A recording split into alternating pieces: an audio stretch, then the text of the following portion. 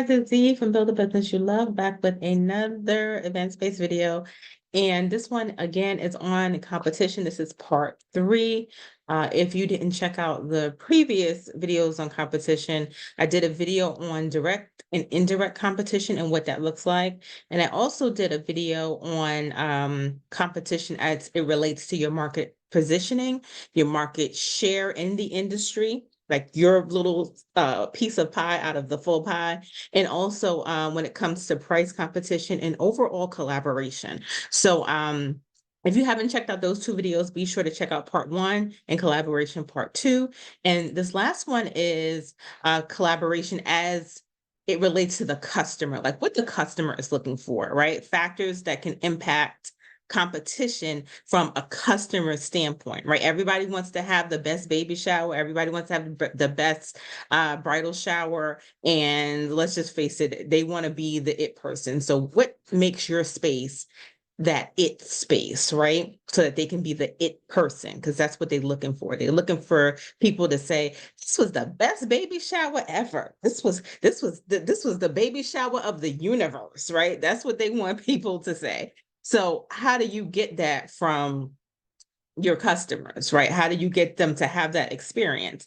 And the first thing that they look for is location, the proximity from the event space to other areas, things that transportation, good parking, amenities, all these things can influence where they're going to have their event space at. A lot of times people, I'll be honest, they want to have an event where they're located, close to where they're located. This way they're not, having an issue if they have to go back and forth. People leave stuff all the time, right? In case if they leave stuff, they want to be sure that they can just hop in their car and just go get it and come back. So they look for a space with close proximity to where they are located, usually. The next thing I want you to consider is size and capacity. The size and capacity is, people always think, oh, the bigger, the better. But for someone like me who, when I have events, I don't have that many people at my events, right? So you can have a small event space and do very well, or you can have a huge event space and not do so well. So size isn't always as important. There's a market for both. Like I said, with me, I prefer a smaller space because I know I'm not going to have that many people. I'm going to be around that many people. Whereas you may have a larger scale event space where, you may have a larger wedding or a larger party. And this is the clientele or the market that you are positioning to and that you are marketing to, right? So if you have a small space, if you have a big space, there's markets for both. You just have to find that market.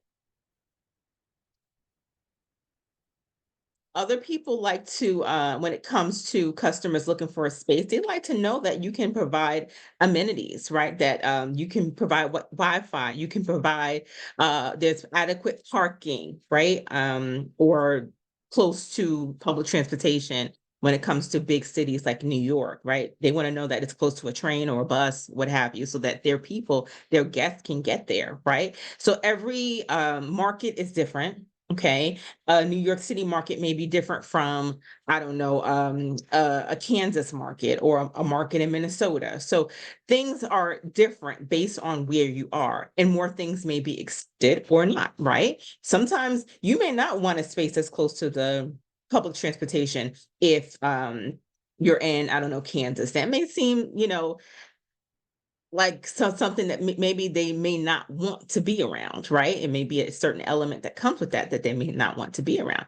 Whereas in New York City, if you're not close to public transportation, then you may have a problem, right? So amenities, in the facilities is very important. Things like audio visual equipment. If you have a projector, if you have what do you call those things? Called a speaker system that you can plug into your phone so that the person doesn't have to get or hire a DJ if they don't want to. Maybe you provide catering services that go along with that.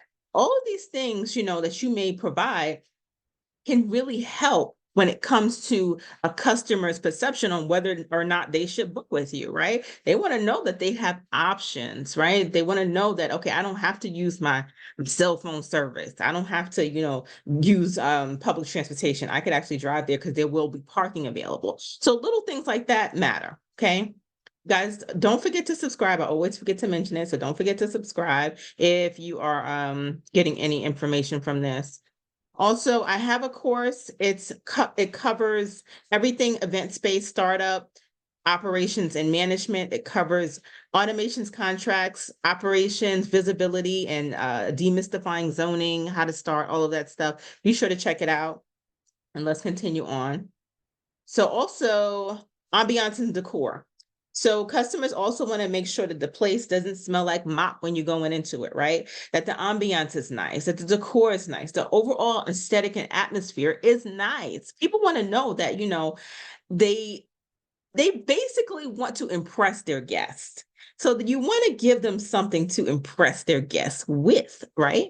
And things that can attract clients and things that can help you can set you apart from other event spaces in your area. So sometimes they might be looking for a luxury experience, right? Sometimes they might be looking for an experience where, it's like an all white setting. It just depends on what they're looking for, but you have to show it to them so they can visualize it, okay? If you don't show it to them, they're not going to think it for you, okay? You have to give it to them to think about.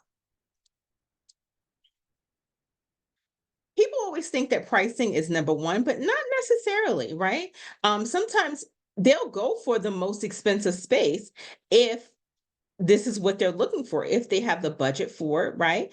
And if it comes with all of the amenities and all of the things that we mentioned before, if it meets what they're looking for in an event, like in their vision, right? So offering flexible packaging can influence your customers' decisions, but it doesn't have to, right? But packages can help.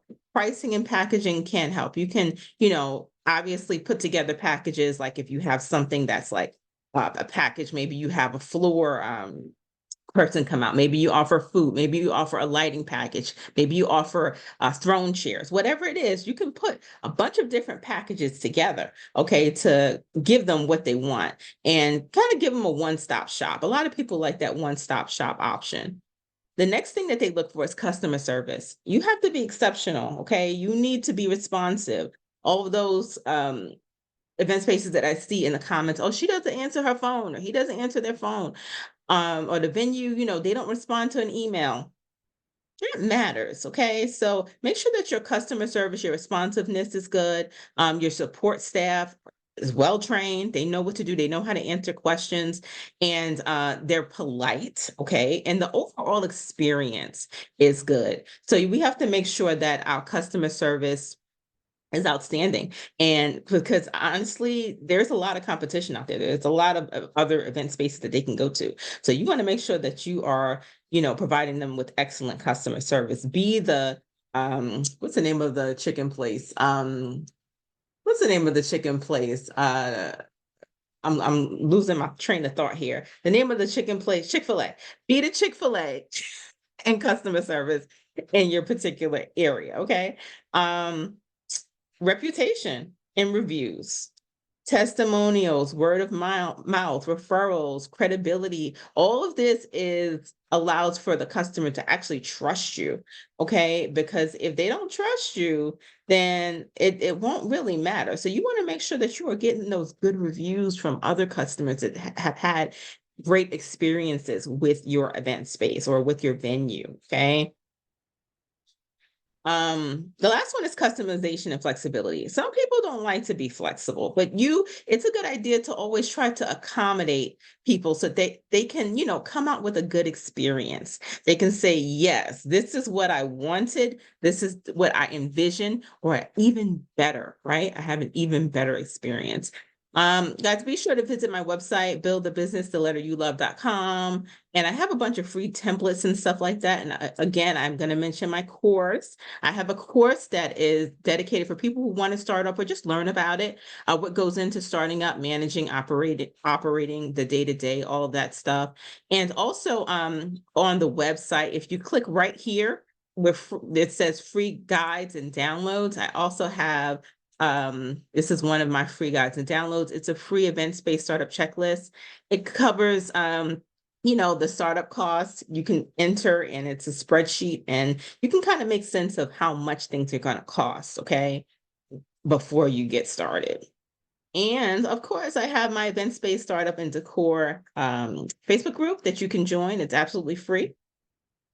And don't forget to subscribe, guys. I'm Z from Build the Business You Love. Thank you so much for watching, and I hope you enjoyed this competition series. Bye.